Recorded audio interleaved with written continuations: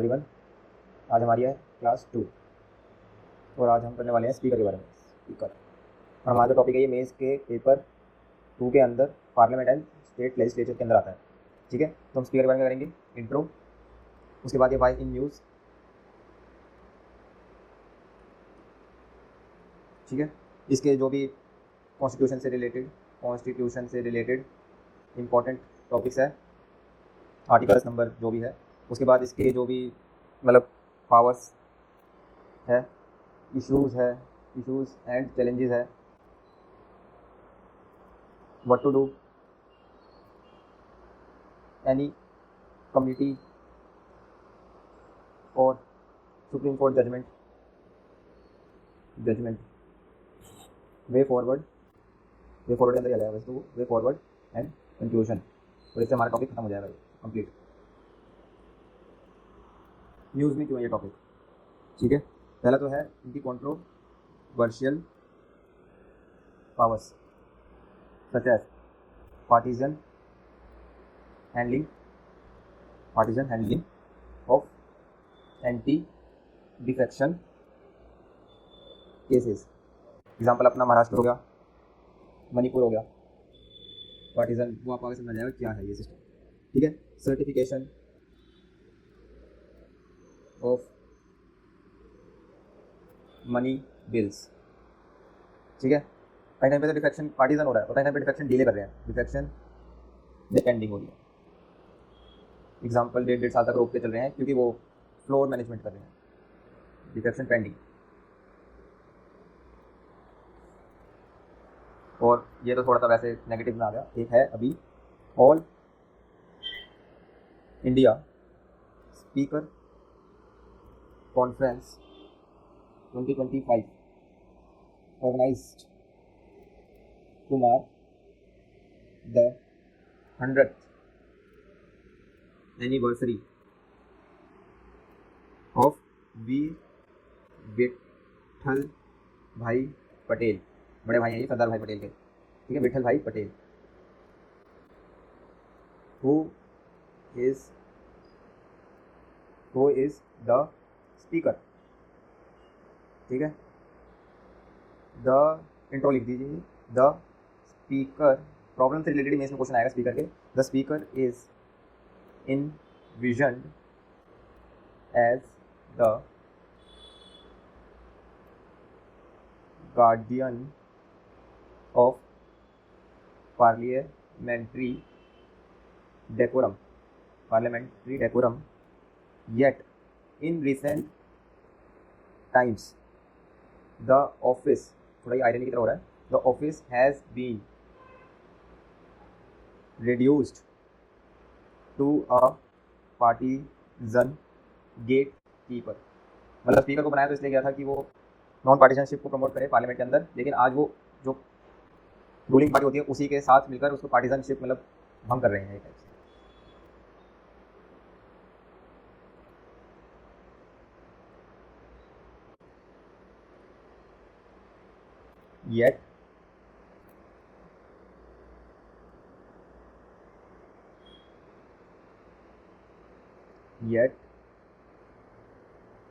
Yet in recent times the office has been reduced to a partisan gatekeeper. Some constitutional provisions related to speaker. First, Article 93 mandates election of speaker and deputy speaker। ठीक है, article 110 sole authority to certify money bill. ये बहुत बड़ा कलेश है। 10th schedule ये आया था 52nd कॉन्स्टिट्यूशनल अमेंडमेंट एक्ट 1985 और speaker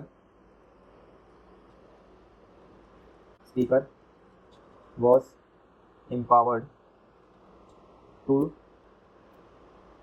decide on disqualification of MPs in case of defection under anti-defection law. Article 122. Speakers proceedings can not be challenged in courts. इसका भी है थोड़ी सी रिमूवल ऑफ स्पीकर, ठीक है। Resolution to be passed by Lok Sabha by effective majority. What is this effective majority? It is the majority of total current membership of the house. Example है 240 in case of Rajya Sabha. Effective majority की बात हो रही है क्योंकि जो 10 है वो भी है नहीं, तो इफेक्टिव मेजोरिटी हो गई 250 माइनस 10 दैट इज 240, ठीक है। रोल ऑफ स्पीकर निमोनिक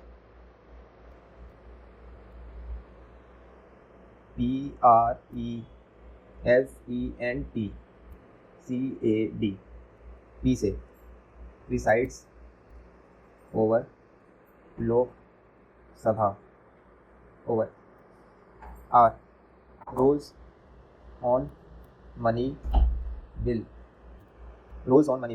ई से ensures discipline and decorum in the house, ठीक है। PRES suspends unruly members under rules of procedure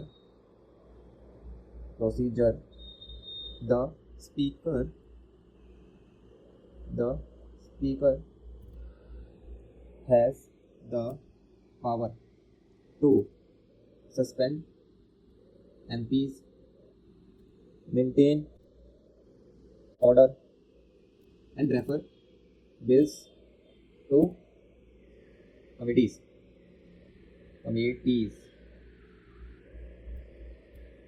E enables motions जैसे no confidence motion, adjournment motion या censure motion, ठीक है। PRESEN से है नॉमिनेशन टू कमिटीज़। आगे हम कमिटी से बारे में पढ़ेंगे तो उसके अंदर जैसे किसी कमेटी के अंदर 15 मेंबर्स होते हैं, 15 मेंबर्स, 10 लोकसभा, 5 राज्यसभा, और स्पीकर जो होता है नॉमिनेट करता है, तो वो यही सिस्टम होता है, नॉमिनेट करता है स्पीकर, ठीक है। एंड टी से है talks, controls and agenda setting. ऐसे स्पीकर जो होता है, स्पीकर बिजनेस एडवाइजरी कमेटी को भी हेड करता है, एक यही कमेटी है जिसको स्पीकर हेड करते हैं। Present C casting vote in tie. Casting vote होता है, मान लीजिए जो स्पीकर होता है नॉन पार्टीशनशिप के लिए एक रूल है कि कभी भी स्पीकर जो होता है वो शुरुआत में वोट नहीं करता। मान लीजिए 542 मेंबर्स है और मान लीजिए 271 एक तरफ है, 271 एक तरफ है, तो टाई हो गया। तो एंड में जो होता है स्पीकर पे कास्टिंग वोट होता है, कि वो किस तरफ जाएगा, इस तरफ या फिर इस तरफ, लास्ट में जब टाई होता है कास्टिंग वोट। लेकिन जब भी रिमूवल होगा, रिमूवल के टाइम पर वो कास्टिंग वोट नहीं दे सकते, तब वो एक नॉर्मल एमपी की तरह वोट करते हैं, या तो वो इसके अंदर होंगे या इसके अंदर होंगे, वो पहले ही वोट करेंगे, कास्टिंग वोट का सिस्टम हट जाता है। ए से क्या है, एडजर्न्स और suspend sittings by normal sittings, जो हमने रूल्स एंड प्रोसीजर्स के अंदर पढ़ा। डी से decides interpretation and safeguards privileges of whom? Privileges of the sitting MPs, ठीक है। तो एक बार रिवीजन हो जाए, PRESENT CAD प्रेजेंट CAD। ई से डिसाइड करते हैं, आर से rules on money bill, E से इंश्योर डिसिप्लिन, एस से सस्पेंड करते हैं मेंबर्स को, ई से इनेबल करते हैं मोशंस को, एन से नॉमिनेशन टू कमिटीज, टी से agenda setting and talks control, C से कास्टिंग वोट, ए से एडजॉर्न और सस्पेंड करते हैं सिटिंग्स को, वहाँ पे मेंबर्स है, यहाँ पर सिटिंग्स है, और डी से डिसाइड करते हैं और इंटरप्रेट करते हैं प्रिविलेजेस को। ठीक है, अब नेक्स्ट है इशूज।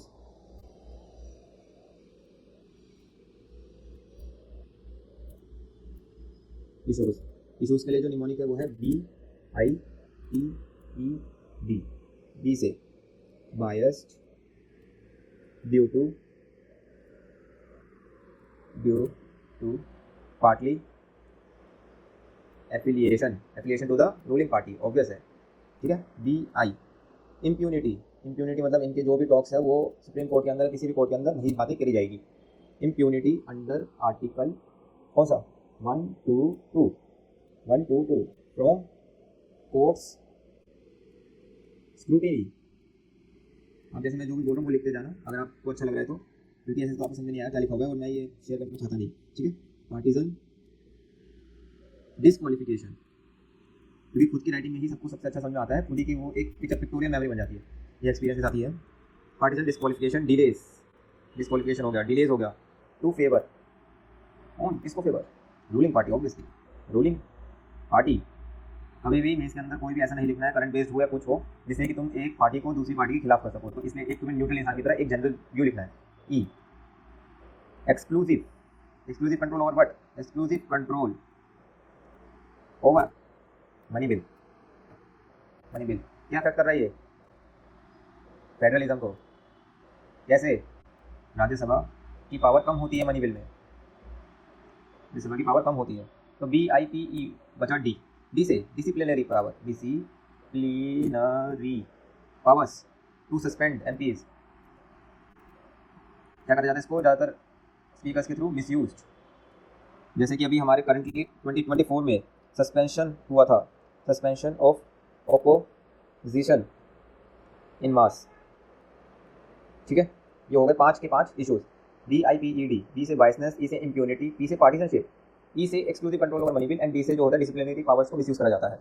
कोई सुप्रीम कोर्ट की जजमेंट ऑफ कोर्स है ना, फर्स्ट की होलो हान जजमेंट इन 1992, क्योतो होलो हान जजमेंट। क्या बोला था इसमें? Speaker decision is subjected to judicial review. इसमें मैंने क्या किया था? इम्प्यूनिटी के अंदर, इम्प्यूनिटी कौन सी में थी? आर्टिकल अंदर, so with in article 122 instead of 122 speaker का जो भी डिसीजन होगा वो जुडिशियल रिव्यू के अंदर आएगा ही आएगा, क्योंकि वो क्वासी जुडिशियल जजमेंट ले रहे हैं। सेकंड, सुप्रीम कोर्ट क्रिटिसाइज करा है, क्रिटिसाइज्ड स्पीकर्स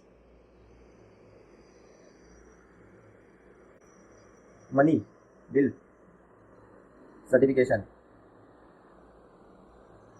इन, आगे ना ये Aadhaar act in Roger Matthew case 2019, Roger Matthew case. Third, in Keisham Megha Chandra case 2020, supreme court said disqualification must be decided within a reasonable time। Reasonable time नहीं बताया, लेकिन उन्होंने बोला कि रीजनेबल टाइम होना चाहिए कि इसमें तुम गौर कर सको। स्पीकर जो है बायसनेस बहुत ज़्यादा हो रही है पार्लियामेंट के अंदर और ये क्वालिटी जजमेंट्स नहीं हो पा रही है इसमें से। ठीक है, कुछ रिफॉर्म्स सजेस्ट करे गए हैं, वे फॉरवर्ड के अंदर आ सकता है। Reform suggested reforms, first NCRWC national commission to review the working of the constitution कब सेटअप की गई थी? 2000 में। इसने क्या कहा? डिस्क्वालिफिकेशन पावर शुड वेस्ट मतलब होनी चाहिए इसके अंदर इन इंडिपेंडेंट ट्राइब्यूनल्स, एक ट्राइब्यूनल होनी चाहिए जो कि डिस्क्वालिफिकेशन के बारे में एकदम देखे, सर्च करे, उसके ऊपर जजमेंट दे, ना कि एक स्पीकर जो कि एक पार्टिसिपेशन शो नहीं कर पा रहे हैं, पार्टिसिपेशन शो कर रहे हैं वो। सेकेंड, दिनेश गोस्वामी कमेटी कब बनी थी? 1990s में। इन्होंने क्या कहा था? Parties must not whip whip मतलब होता है कि जैसे आप एक रूलिंग पार्टी में एक अच्छी पोजीशन पर है और आप चाहते हैं कि आपकी पार्टी एक ही डिसीजन ले, तो आप एक विप इशू करते हैं कि सारे के सारे इसी जजमेंट पे ये ही वो साइड लेंगे। अगर उन्होंने कुछ और साइड ली या फिर कुछ और बोला या फिर कोई और किसी अलग चीज़ पे वोट करा उन्होंने, तो उसमें वो डिस्क्वालीफाई हो सकते हैं। तो whip in non confidence votes और नॉन कॉन्फिडेंस वोट्स, ये एंटी डिफेक्शन के साथ लाया गया था विप का, लेकिन अब इसका मिसयूज़ होता है क्योंकि इससे जो है एक जो एमपी है जो कि अपनी कॉन्स्टिट्यूंसी को शो करना चाहता है, वो विप के अगेंस्ट नहीं जा सकता। अगर विप उसकी कॉन्स्टिट्यूंसी के अगेंस्ट है तो तब भी उसको विप को फॉलो करना पड़ेगा, वरना वो डिस्क्वालीफाई हो जाएगा अपनी पोजीशन के साथ। तो ये भी एक इशू है। दिनेश गोस्वामी का है ये। लो कमीशन कुछ ना कुछ हर चीज़ पे कहती है, अच्छी बात है। लो कमीशन 170th रिपोर्ट क्या कहती है? 170 डिस्क्वालिफिकेशन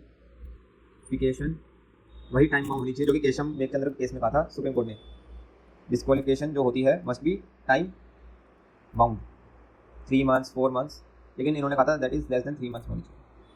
ठीक है, अब लास्ट बचा कंक्लूजन। कंक्लूजन क्या लिखना चाहिए हमें? कंक्लूजन थोड़ा सा हम ऑल ऑफ एक्शन की तरफ ही लेंगे। Unless the office of speaker is institutionally shielded, वही बचाना पड़ेगा, shielded from political loyalty, constitutional values side बना कहूँ, will continue to be trumped by the political expediency मतलब होता है कन्वीनियंस, कि जो भी पॉलिटिकल पार्टी चाहेगी उसी के हिसाब से जो है स्पीकर एक्ट करेगा, और जो होगी क्वालिटी जजमेंट्स नहीं हो पाएगी कि तुम्हारा सस्पेंशन में लगा लीजिए, किसी चीज़ में लगा लीजिए, तो वो थोड़ा सा दिक्कत देगा।